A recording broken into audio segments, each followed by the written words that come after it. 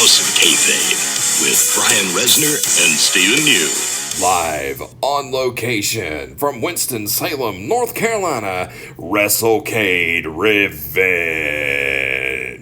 Ladies and gentlemen, welcome to the House of Kayfabe on location at Wrestlecade in Winston-Salem, North Carolina. And I am sitting here with an absolute legend in the industry, Mr. Hughes. You're sitting down with me here on the House of Kayfabe. Welcome. Hey, man, great to be here with you, man. 2021 Wrestlecade. Finally here, man, and I'm looking forward to it. And I'll tell you what, this place was rocking with fans, and it was packed. 8,000 people. Can you believe it? Will they be there tonight? I hope so, man, because I tell you what, they're going to get to see Total Protection Mr. Hughes in the Battle Royal tonight. Total Protection, that is correct. And, man, you know something that, your average fan would not know about you is that you have trained some awesome people, man. Well, you know, I'm still pinching myself, to be honest with you.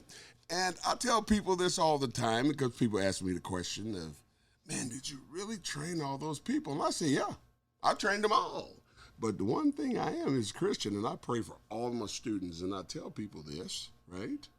And so I'm blessed, and so chip off the old block, they're blessed. And so when I tell people that, I guess they're going in their mind going, what is he talking about? A lot of people don't understand what blessed mean, right? Right. So when you just mentioned all these people, well, you didn't say no names, but you said a slew of them, and I'm going to tell you, Heath Slater, he's out there.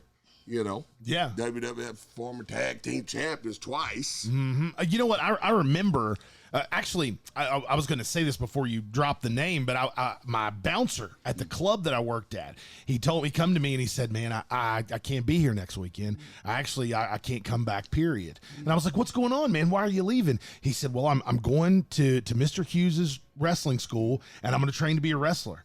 And I said, well, man, I wish you the best of luck. And that was Heath Slater. And Heath came and became, what he is now from being with you. Man, I'll tell you something. When Heath came from Virginia, West Virginia, he came by. He was a young kid, redhead, little skinny white kid. He was small. and see, I was still getting my training legs, see, when Heath came in because he was like the first few that were new. And so I was getting my training legs. I was taking my knowledge that I had through all the years, and I'd go home and watch different videos of old school wrestlers like Harley Race and Ricky the Dragon, people that could work and people that could wrestle. And so I wanted to teach that way, old school style, by the way. And so once I really figured it out and started, hammering in on what I wanted to teach, see, that was the most important thing. And year and a half, 2 years at the most, I figured it out. Once I figured it out, then I knew how to produce real quick, see? Because when I started at this particular school, WWA4, the original trainer quit. And the students he had left with him. So there was no students there, right? So when I got started, I had to tell the owner what I needed to build this thing up, and he did it. And it worked out great. The good thing about it was I was the only trainer there, so there was no, you might say, infections going on with garbage. Right. You understand? Because I'm a perfectionist when it comes to the business. I'm old school. I teach psychology. You have to have that. Today's wrestling don't. They wrestle like video game wrestlers, but that's besides the point. We're talking about students that I've trained that's successful. Yes. Heath Slater, very talented individual. Very. But when he came in, like everybody I would sit them down and ask them what they want to do in professional wrestling. Eye to eye, I'm looking at them. What do you want to do in professional wrestling? Be serious about it because it's just me and them, see? Right. Nobody else in the office, just me and them. What do you want to do? I want to go to WWF. I want to go to whatever company's out there. If you want to go, you got to do this, and this. You got to come in every day. You got to bring notes and take notes, the whole 9 yards. And he did that. That's why he was successful. He listened to me. I trained him, took him on the road, showed him the ropes, showed him how to do business with promoters, showed him everything. Mm-hmm. The whole aspect of being a professional wrestler, I taught him that. And the end result was he left me at the WWA4 and went straight over to the WWF. You understand? When WWF was in Atlanta at the developmental Deep South, right? So he left me and went over to there, to Deep South. So he'd been there he had been there for like 13 years. He had a great run. And then Heath, and then Apollo Crews, and a whole bunch of folks. You know, Jonathan Gresham, Kiera Hogan, Moose. Yes. You know. Yeah, you've done a lot. Dexter Lomas, Sam Shaw, he's down in NXT. Antoine Brewer. Yeah. You know, Odinson, he's in NWA. You know, AWE, Kiera Hogan's there. Black Baron Black now, but he's there. And so there's a whole slew of people, and they all been champions. Yes, you've done a great job, Mr. Hughes. I'm so proud of them. I just get overwhelmed sometimes. You know what? I'm proud of you too. You've done some amazing things for the business. But when we talk about your career, the very first time that I found Mr. Hughes, I was, 9, 10 years old. I was a huge WCW 92 fan. 91 through 93, those are my years. And anybody that listens to the podcast already knows that. But I believe that you were a part of the best run of Lex Luger's life. Yeah, it's weird because I remember, when I got my opportunity, they called WCW. I guess they noticed me on AWA. This big guy doing all these things. And I guess they were looking for somebody to work Luger, And it's kind of funny how it all turned into play because one day I got a letter on the door. One of my buddies came by my girlfriend's house, put a letter on the door, said, call WCW. Called Jody Hamilton, right? And I thought it was a rib. I was like, damn it, my buddy playing a rib on me. So I, wait till Monday and I called the office. And sure enough, it was legit 404 phone number and World Championship Wrestling. How may I help you? I was like, this ain't a rib. I didn't know what to say. Right. I got a little tongue tied and I said, oh yeah. I'm Jody Hamilton called. I'm Curtis Hughes. I was just returning this call. Hang on, Mr. Hughes. And Jody gets on the phone. Hey, Curtis, how you doing? We're interested in doing some business with you. We're looking for somebody to work an angle with Lex Luger. Because we had the same finish in AWA. I had the torture rack. Right. So did he. And they thought it was a good idea. And so at the time, Ole Anderson was the booker. And so Ole wanted to bring me in. Thank God for Ole. And they called and said, yeah, we want to do some business. But here's the funny part. Then Jody said, now how much you charge to come on down and work a weekly angle with Luger? Now, I ain't stupid. So I'm not just going to throw out no small number, see? So I'm sitting there going, waiting for him to give me a number, see if it sound good. I'm sitting there going, he goes, how about $300 a night? I was like, okay. Because I was making $150 just working on TV tapings at AWA. I wasn't making no bread. Right. So when he told me that, I said, oh, yeah, I'll take it. You damn right. And the rest is history. The rest is history.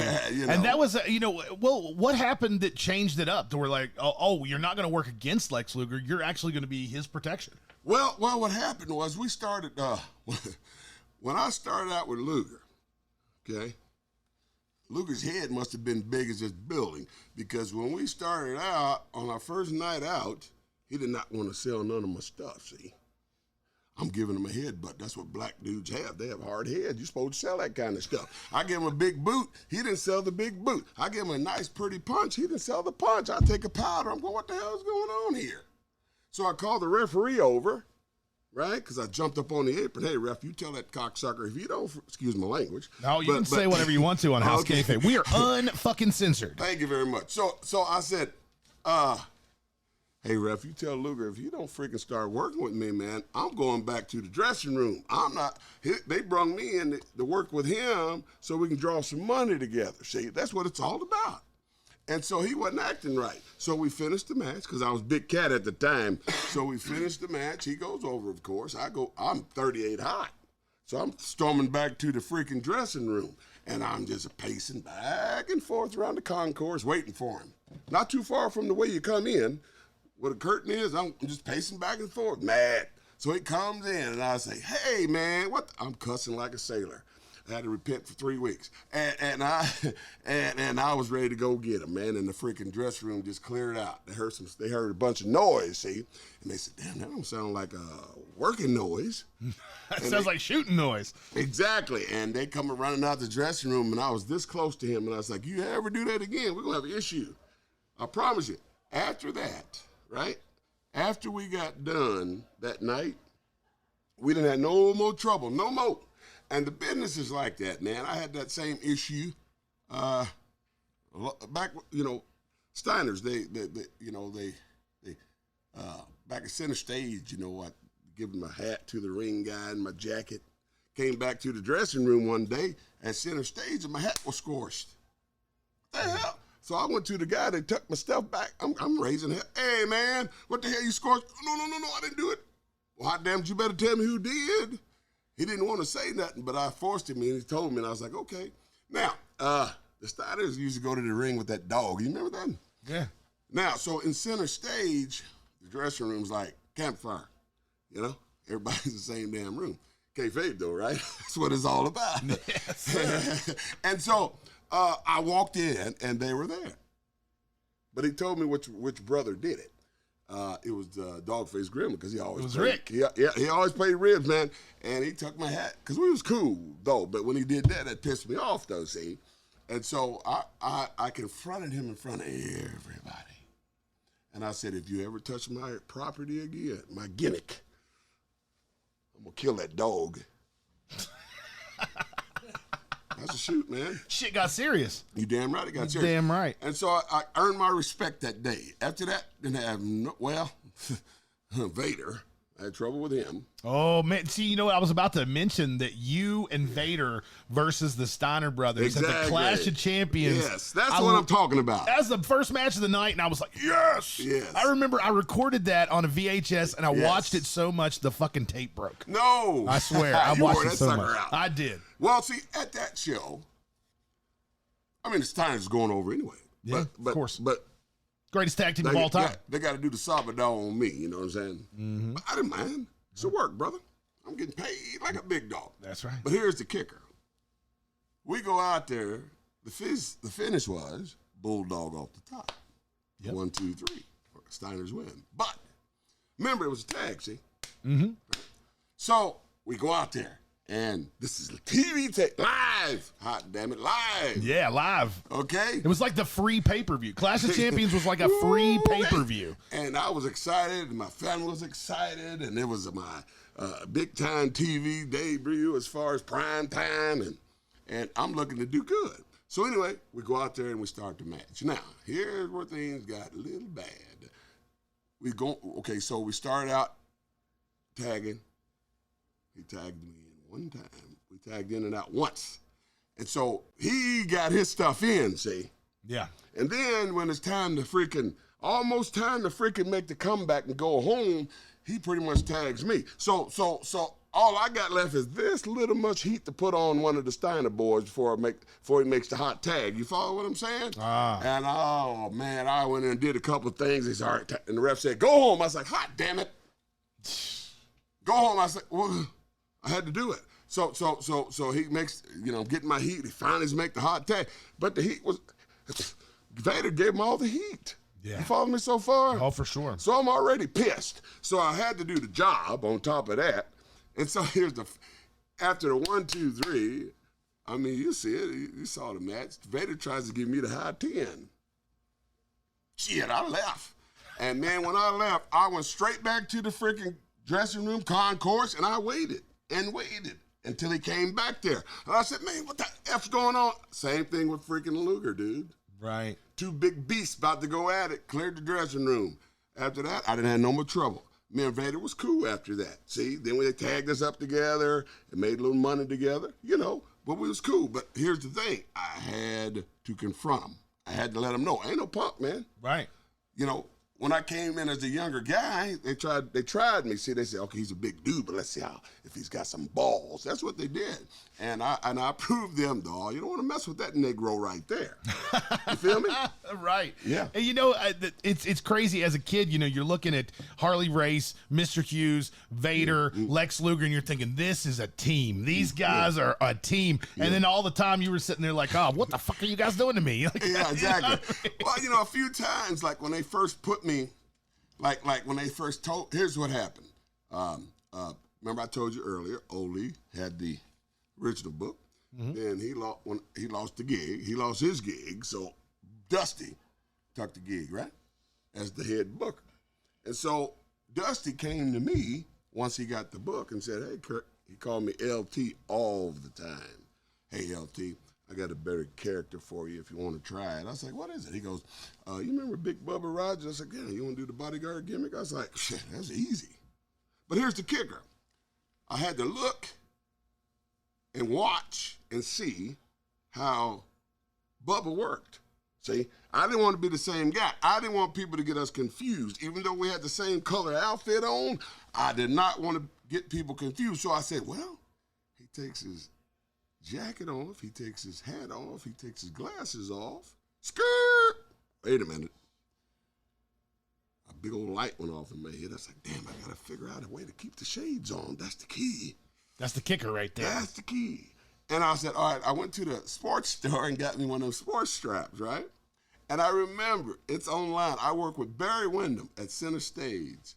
And he gave me a big time bump and they flew off. Right? Because Harley was with me. And I always carried two, one that I wore in one Harley's pocket in case they broke. Because I always wanted to stay in character, right? So we did the match.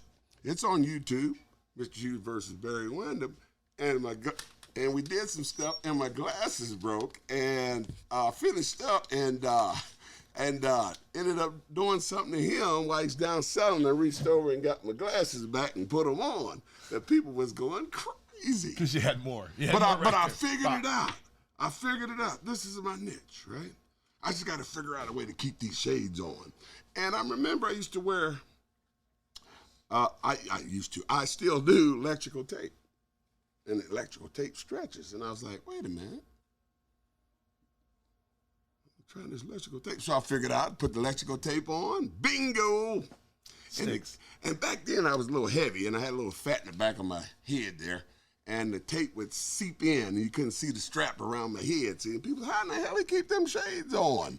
Now you can see it because I lost about 5 pounds or whatever. Oh, man, you look incredible. Like, you really do. You look absolutely incredible. I remember when you first came back to be Jericho's bodyguard, and I seen you and was like, whoa, See, what man, the hell he do? What the And happened you know to Mr. what? Hughes? Totally clean, no steroids, nothing. That was just hard work, good dieting. You know what I'm saying? Because I've been an athlete all my life, and I know how to trim fat and get the muscle to show. And when I noticed, when I was starting my training, because I was like, hot damn it, I'm going back to WWF one more time. One more. And I'm going to get there. With a little help from the Lord, I got in that gym, man, and I worked hard, man. I got myself in good shape. And this is God's honest truth. The millennium was getting ready to kick in, right? 2000. And I had put this package together, this gimmick character called Millennium Man, Mr. Hughes. And I sent it to WWF. I FedExed it. And at the time, he's back there now, but Bruce Pritchard. Bruce Pritchard. He was there at the time, and he called, and he back then you had no cell phones, so you either had the landline or run through the payphone. I had a beeper. See? Pagers. Exactly. You're dating yourself. I had a landline, so I had a beeper. So I sent the package, and I put my beeper number in there. And they called the beeper, left a number, and the voicemail. I ran down to the local Eckert drug down in Atlanta with a payphone. I'm writing a book, so that picture's. I got a picture of me on the phone talking to Bruce, and he said, "Hey, we got your package." He goes, "You look great. By the way, you ain't on steroids, are you?" I was like, "Hell no!" And you know what? They didn't believe me. So well, you looked incredible. So Yeah. I mean, you know, after seeing Mr. Hughes look like Mr. Hughes looks in my mind when I picture Mr. Hughes, Yeah. and then seeing that Mr. Hughes, the first question would be, are you on steroids? Like, Yeah, look yeah. at you. You look amazing. yeah, I said no. And they said, well, I need you to get a physical from the doctor and everything and blood work and all that. Right. I mean, they didn't believe me. And so I did all that and I sent it. The doctor sent the package. I didn't send it, the doctor did. And so they called me back and said, we ain't gonna accept that. So we're gonna bring you on in up to Stanford. We're gonna do it ourselves.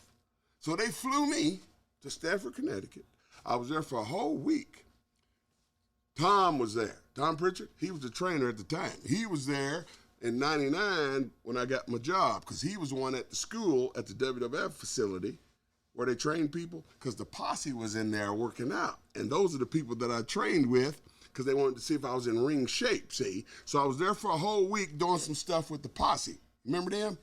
Mm-hmm. Yeah, I remember. Shane McMahon's buddies? Yep. Okay, so I was up there in Stanford for a whole week. They paid me. They gave me a rental car. And they went out their way, okay? They always do. When you've been there 2 times, they got to up the ante a little bit. But anyway, I said, no, I go up there. I'm going through all this stuff in the ring. And he's sitting right out there. He'll tell you, Tom, he goes, Curtis, I don't mean to hurt your feelings, but they want you to pick it up a little bit. They want you to pick up the pace a little bit. Because before I was methodical, you know, I'm out there beating the hell out of somebody and telling the people go to hell, see? But they said, you can do that, but pick up the pace a little bit. You know, do something a little faster. You feel me? I was like, that's easy. And so I did it, and he goes, okay, you're good. And then he says, go to the office and first I had to talk to JR first, because he was there. Because JR had Laurinaitis' spot at the right now. Like if JR was there and he had Laurinaitis' job today, that's how high Jim Ross used to be, like under Vince. You understand? Right. And so I go over Talent there. relations, right? Yes. Talent yes. relations position. Yep. And I go over there and I see JR, and then I go sit down and talk to Vince. And he says, I want to look like everything's good and want to do some business. We're going to give you this amount of money, and we're going to have your contract in the mail, in the UPS for you. Sign and get it back. Okay. Nice doing business with you. And then I was hoping they'd put me by myself, but they stuck me with Jericho, see? Which I didn't mind because he was a hot potato too. He was. And they always stuck me with big name people, so I always made some good bread. But I was pretty blessed to be with all those people in those spots, including even with Triple H, man. It was a short thing, but you know, I had the opportunity to work with everybody like that, and you know, and the opportunity to work with The Undertaker. It was just awesome. One of those opportunities that you had before you went back to the WWF was one that I have to talk to you about, because I'm also, I mean, of course, we're on House of Kayfabe right now, but I'm also the host of Franchise with Shane Douglas. Right. So you come up a whole lot. You've doubt actually about it. been on the show as well. Yeah. So, you know, one thing I'd want to talk to you about is your time in ECW with the franchise. Now, you're at a pivotal point in Shane's career. You know, when you're talking about the beginning of Shane's career, you know, he'd already held the belt once, but when he won that NWA World title, that's when everything really took off for Shane. Yeah. And you were right there. You were right there, a part of all that. And I always felt like you were such a cornerstone for his whole gimmick. What was it like working in ECW? Well, you know, when I can remember when Paulie called me about that gig, and it was just getting off the ground, and he was looking for some stars to help the company get built. And they were looking for stars to come in and build up the new people, the younger people. Yep. But there's one thing I've learned a long time ago in the business that I've got taught is always protect yourself, no matter what. And, you know, so we talked about some money and got some things worked out, and I started going back and forth. But anyway, from Atlanta to Philadelphia. Philly, and then I got an apartment up there and went back and forth, whatever. Sure. But you know, Paulie has a great mind for wrestling. I mean, when he called me, I was like, and asked me, I was like, shit, I jumped right on that. You know what I'm saying?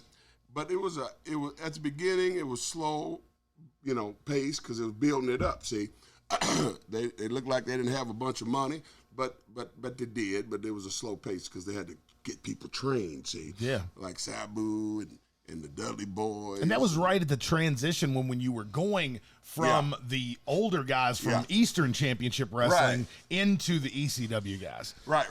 So those guys were green. They were still being trained, see, in the back of the building of ECW.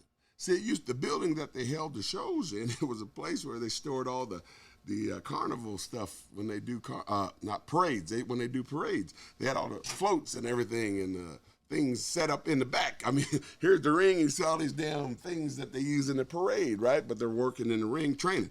And I walked in one day. I said, "Man, these guys are still training. The hell?" Right. Okay. Yeah.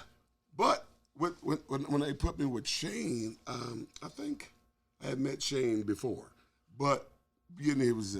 Well, you guys were in WCW together, of course. Yeah. But when he came there, I didn't know they was going to push him like that, you know. Yeah. But then the right thing to do, I believe, that Paulie was smart about is he was building his champion, but he had a bad SOB bodyguard that they need to put somewhere, and he said we got to stick in with Curtis with him because they can do some stuff together.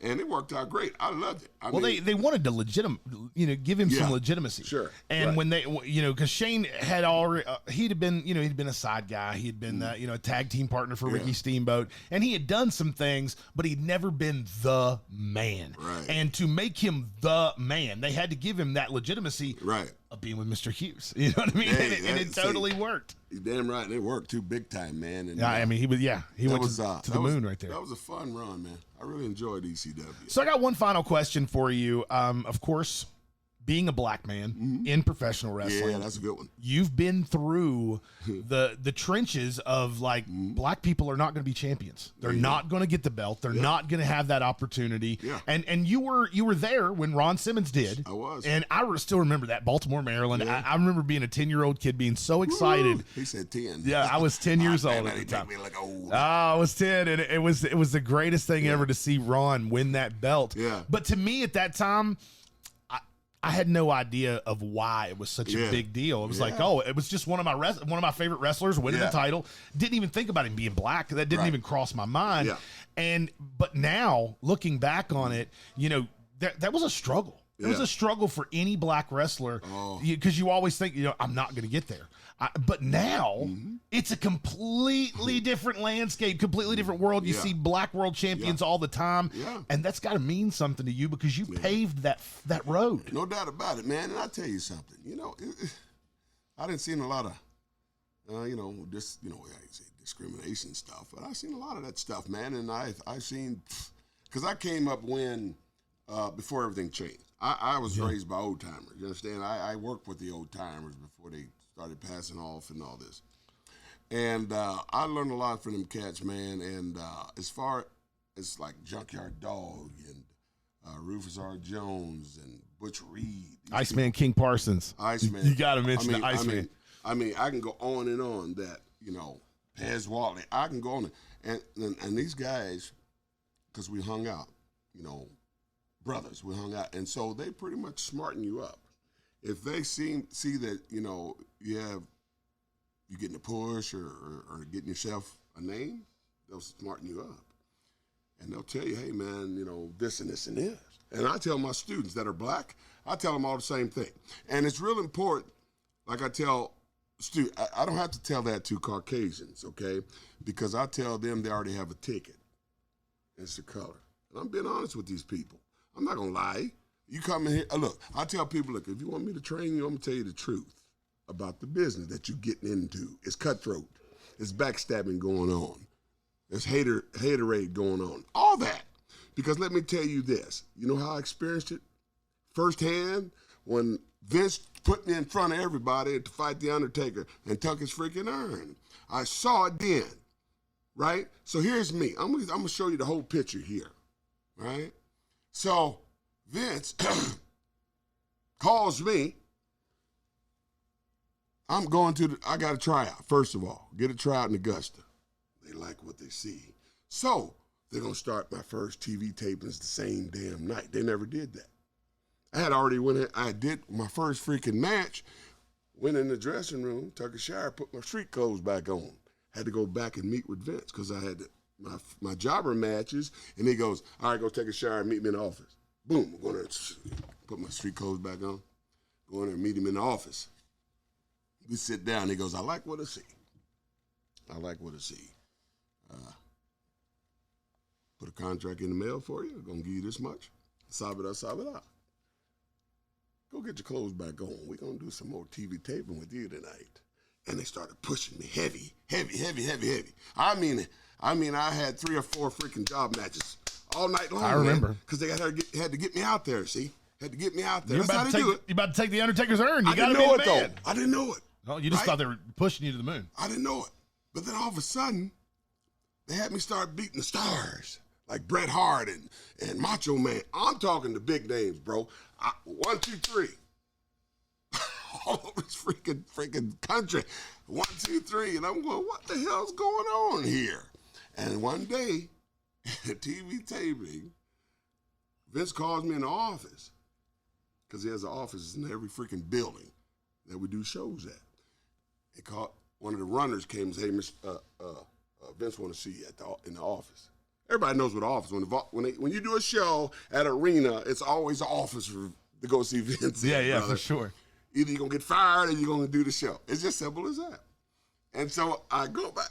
Here's the kicker. I go back in the dressing room, right? And I get my bag and I unzip it. And the guys asked me, what are you doing? I said, Vince wanted me to come back in here and put my stuff on. I said, what I need to do out there to get a job. Now, I'm asking all these white guys this. Big-time names. I'm not going to say no names, though, because I don't want no heat. But I'm asking all these big-time names, what do I need to do out there to get a job? You know what they told me? What? They said, Cat, you need to go out there and bump for the jobber, sell for the jobber, do whatever you can to make them see that you can sell. A big light went off in my head. I said, ding, ding, ding. I said, wait a minute now. Vince told me to come back in here and get dressed. But they're telling me something different, to get a gig. I ain't stupid. So, long story short, I put my stuff on. I go out there and they give me 3 job matches. Every other match, I got to go out there. Stay here. I come back to the grill session. Don't move. I'm going, what the hell is going on here? And I noticed they're pushing me now, see? All right, and the rep saying, all right, you got 30 seconds, go home.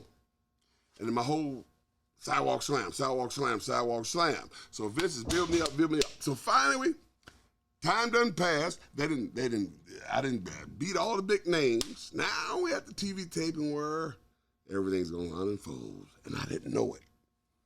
So Vince called me back in the office again. He had a runner. Go get Curtis. And I'm going, damn, man, they're going to fire me. God damn it, I got to go to the office every time. I mean, I'm serious. I was nervous, bro. Thought you were done. Yeah, man, because when you go see Vince in that office, either you're going to get let go or they're going to fine you, man, or he's going to tell you you're going to get pushed. That's it. So you got like 66% chance of this going completely bad. Oh, yeah, man. Okay. Oh, yeah. Because Right. So I'm nervous, bro.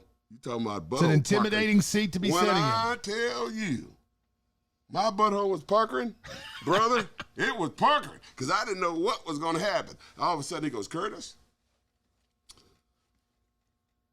pause for a second. He goes, I got some good news for you.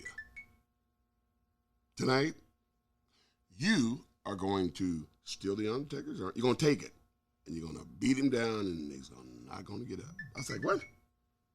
I said, excuse me? Say that one more time, please. He goes, well, tonight you're going to go out there and take the Undertaker's arm, make it look good. Leave him laying there. I want you to parade around the ring, holding the urn up, all around the freaking, inside the ring, you know. I remember this like it was yesterday. And man, I saw some, I mean, it's good to have shades because you can look at people. And I saw some people like, with the mouth dropped, see? And so in a lot of ways, it was sort of like the first time that we seen The Undertaker get his ass kicked like that. Exactly. You know, it kind of, I mean, it was like the first time, it was just like Brock beating him at WrestleMania. Yeah. You taking that urn was just as big. Right. And I tell you what, when I got that urn and I looked around, he still didn't get up yet. I was like, I'm still walking. And here comes the trash. But, you know, I didn't sell it. And the people got pissed more. Because, you know, they were throwing cold beer. And I was like, whatever, right? Still hold up the freaking urn. It was funny. With that classic Mr. Hughes look. Yeah, exactly. the frown. You got to give it to the camera. Yeah. Oh, there it is. There it is. Right. And so the part, I said that because you brought up the prejudice thing about the discrimination and stuff. That happened that night at that TV taping, right? Because those guys, all those white guys in the dressing room, they didn't want me to get over, man. Why would you say that to a young cat? Just come in, do the job. We're going to see how dumb he is. Yeah, go sell for the jobber. Like I'm a damn fool. They don't realize I was down in WCW. Right. AWA, NWA, ain't stupid. Right. And so I came back and went past the gorilla position. Good job. That's all we need. Right? And I went and and they said, go get dressed. Vince want to see you. So I went and put my regular clothes back on again. I didn't take a shower twice. Don't tell nobody. And when I was putting the clothes on, because I came back and I was like, so I went and talked to Vince and he got some business worked out. Then I went back to the dressing room and I walked in and the guys were there and I was like, so they go, so what happened, Curtis? What Vince say? Because they was wanting to know what he said. I was like, well, he told me that a contract would be FedEx to me and welcome to the team. And everybody was like, say what? He ain't never, the whole dressing room, Vince ain't never did that. He ain't never hired nobody on the first gig. Well, he hired me. Yeah. I guess he liked what he saw. Because when I went out there, if I would have listened to those guys in the dressing room, dude, you wouldn't see this Mr. Hughes sitting there. You'd have screwed it all up. I would have blew it. Yeah. See, but when they said, you go get dressed, we going to do and they're going to feed you somebody, you know what your role is. Yes. See, your role ain't go out there and get your butt beat. Your role is go out and beat the butt. You're the monster. There you go. And Vince said, go out there and do your thing. That's what he said. That's all he needed to say to me. Right. That's all they needed to say. And those guys were setting you up for failure. Yeah, they were. And on top of that, Gorilla, at the Gorilla position, was it Gorilla Monsoon? Was it Gorilla? Or was it the other one? Damn, I can't remember. But sometime Gorilla was there, and then somebody else was, I can't remember, damn it. But each time I would say, how's that? But here's how I was different. Everybody, because Vince was the boss. He was the one that paid everybody. So I used to call him Mr. McMahon. I never called him Vince. Oh, okay. Never, ever. I said, because every time I'd have a match, I go to him. I said, how was that, sir? He goes, that was perfect. Thank you, Mr. McMahon. And go on about my business. And that's how Vince liked me, man. That's why he hired me 3 times. I was there 3 times. You were. But each time, he got hurt or something went wrong. You understand? But the first time I was there, somebody stooged on me. Stooged on you for what? Whatever. Remember, I told you that they took me, young guy, brought me in front of all these guys. Can I explain how it works? Sure. This is how it works. Say, for example, you are the top dog. Say you are the Undertaker or Hogan. So you are Macho Man, because back in the day they had an A and a B team, see, and everybody wanted to be on the A team because Hogan was on it. And no, he was going to sell the building out, and your check was going to be good. Or you can be on the B team with the Macho Man or somebody that was a hot potato too. And so I was always on the A team. Okay, now here's what happened. They took me, brought me in. Now you got all okay. So if you the guy, the money guy, I want to wrestle you. Of course. So you got all these guys in line to wrestle you, to give a shot, see? All right, Joe Blow, you're next. And you have an opportunity. Well, don't work out. Next. You follow me? Oh, yeah. So here I am, this new guy, right? And there's about 30 guys in line to work the Undertaker, right? So I'm in line waiting for my turn. Remember I said there's a lot of people. All of a sudden, Vince gonna take me from back here and go boop right in front of everybody. You don't think those guys are pissed? Oh yeah, those guys are pissed. For sure. That's where the backstabbing comes in, see? Of course. That's where all the stooging comes in, see? So if you stole my spot, you ain't gonna keep it. Because Vince don't like headaches, right? And so somebody, they call him Caesar. Caesar, Curtis is in the airport, sleep. Oh, he's on drugs, huh? That's what the stooges say. I think he's on drugs. That's the first thing they say. Because in Atlanta, everybody partied. Hell, I was the runner for everybody. You understand? Right. I'm the one that ran to the hood and got all the drugs, but we ain't gonna go there. but you know, people were pissed that I got the spot and I got to take the urn. That's what pissed them off the most. They go, what? He got the, oh damn! Now there's nothing else to do to the Undertaker now. Once you take that urn, man, what else did it? They ain't never seen him get it back, right?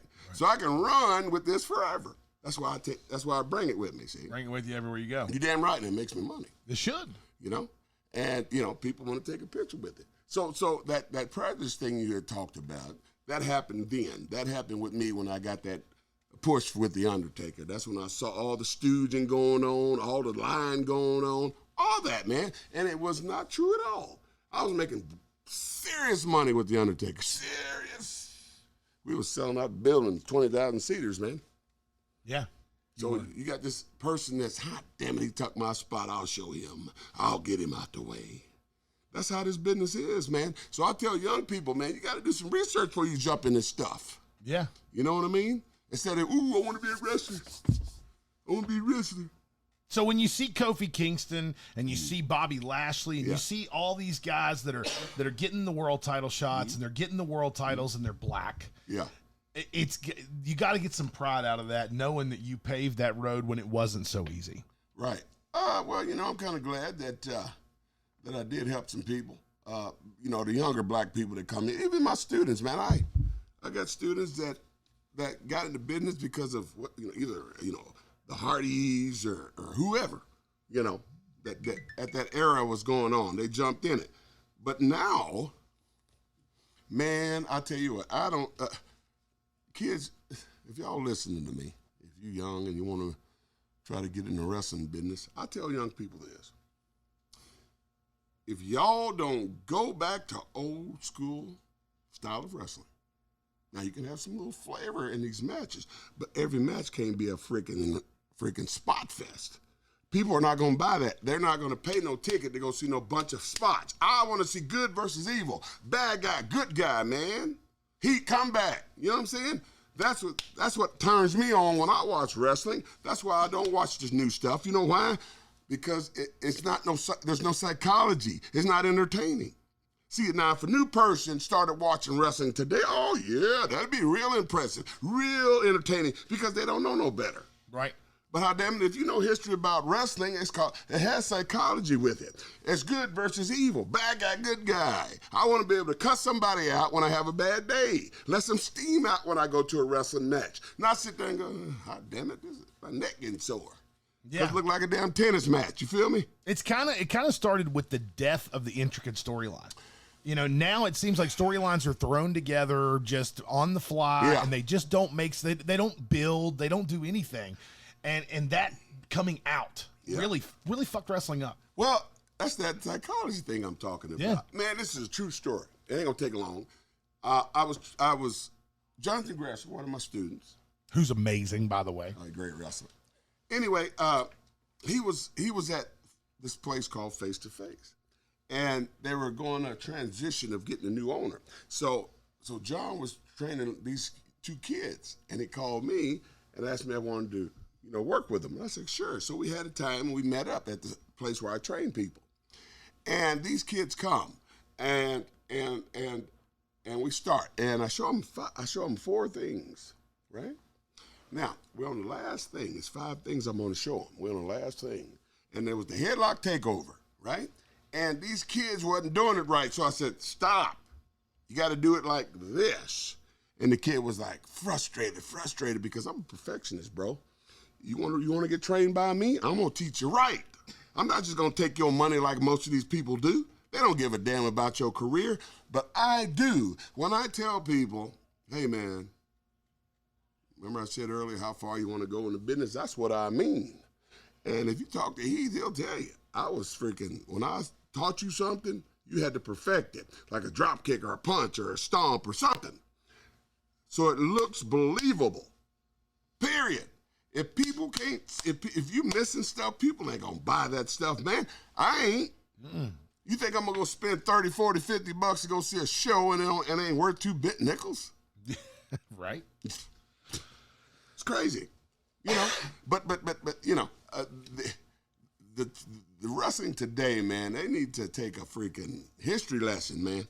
I'm serious. I can't. I was honestly trying to watch AEW one day. I was on the road up in West Virginia. West Virginia. We got done. I was working for Chris Hughes out there. He got the same last name as me. The big guy, Moose. Yeah. You got it.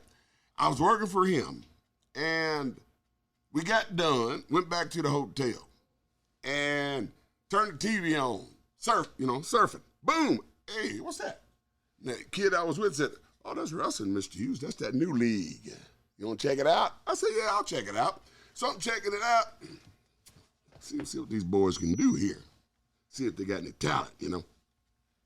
I'm sitting there watching this match. I'm going like, what the hell?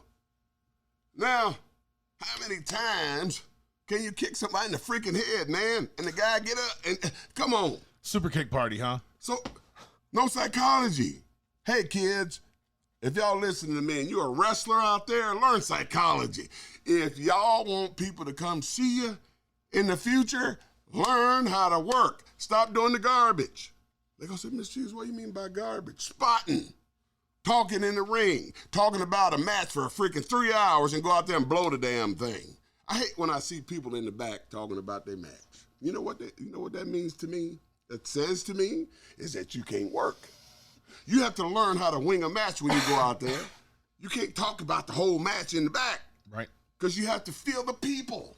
You got to be able to do it on the fly. Boom. See? Because when you walk out that door, you got to use these. These ears God gave you. Because if the people ain't saying something, you make them say something, hot damn it. Right. You feel me? Yeah. So if I'm a heel and I'm walking to the ring and I don't hear no booing, I'm going to stop and say, shut your stinking mouth and start messing with people on my way to the ring so everybody can get a taste. You feel me? Yeah. And so by the time I get to the ring, the whole building going to be yelling. They're going to hate my guts. Because once I get to the ring, I'm going to get on that mic and call them all garbage. I ain't got to cuss. I don't cuss when I cut promos. But if you young people, if you hear me out there today, right, please learn how to work. Stop doing the garbage. Everybody wants to do the garbage. Stop wearing kick pads, too. Get some boots. Be a real wrestler.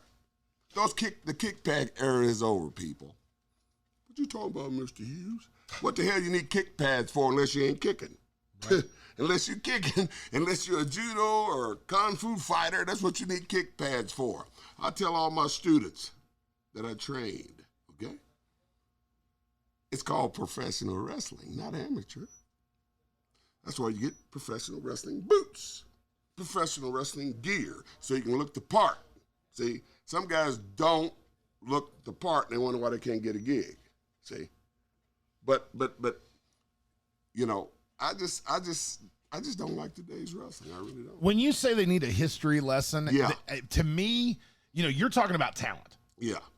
I think we need a history lesson from top to fucking bottom. Oh, yeah. And the reason why, like, you've got these writers in the WWE. Yeah. I feel like none of these writers have ever watched a single angle in their life. They're just coming up with stuff from a TV show. That's it.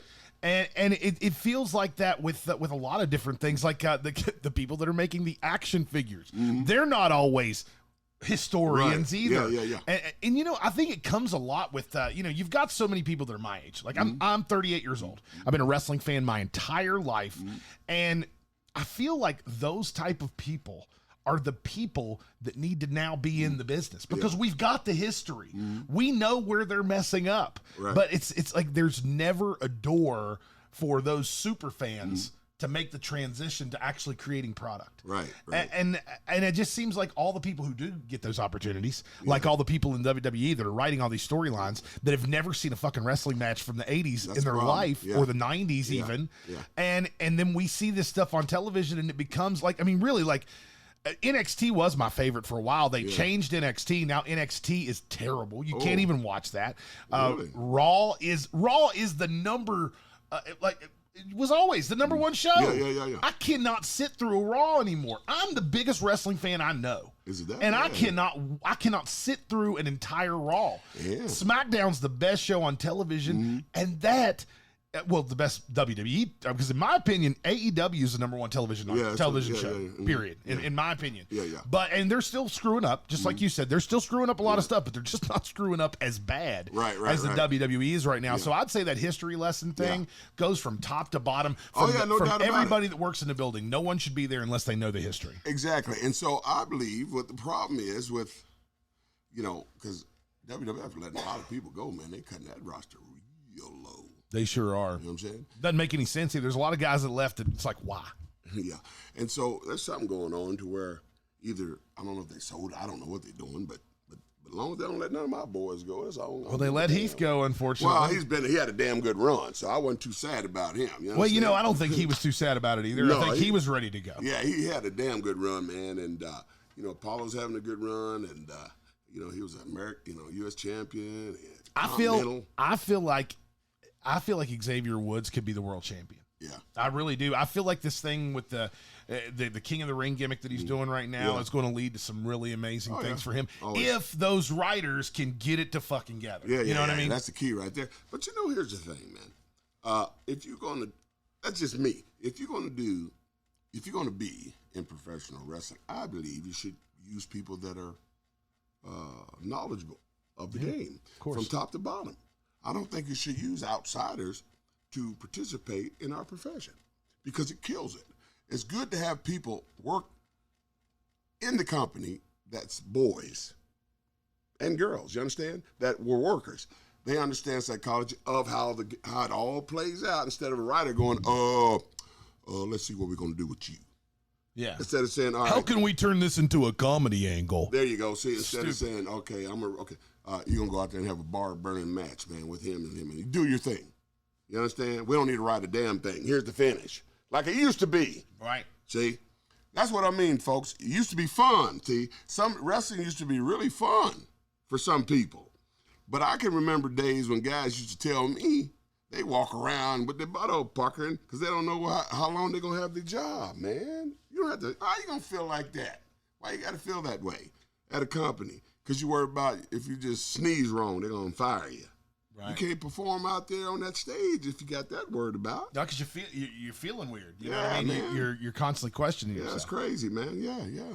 Mr. Hughes, thank you so much for joining me today on the House of Kayfabe. But we went way longer than I expected, and I'm glad. Yeah, and I'm very glad. I'd love to bring you on again sometime. Always, man. Just let me know. For sure. I like to talk, but I love the business. So, young people out there, man, learn how to work, please. Because if you don't, you ain't gonna have no fans to watch you. And if you want to learn how to work, how do they get in touch with you? Well, I got a phone number. So if you want to be a professional wrestler and learn from the best. The best. I'm Total Protection Mr. Hughes, trainer of champions and superstars. That's a shoot. Yes, it is. 404-668-7003. All right. And now I'm going to use that number to call you when I want you back in the House of Kayfabe, please, too. Please. All right. Thank you so much for joining us, Mr. Hughes. And we will be back right here live on location at Wrestlecade. Peace. House of Kayfabe with Brian Reznor and Stephen New. Live on location from Winston-Salem, North Carolina, Wrestlecade Revenge.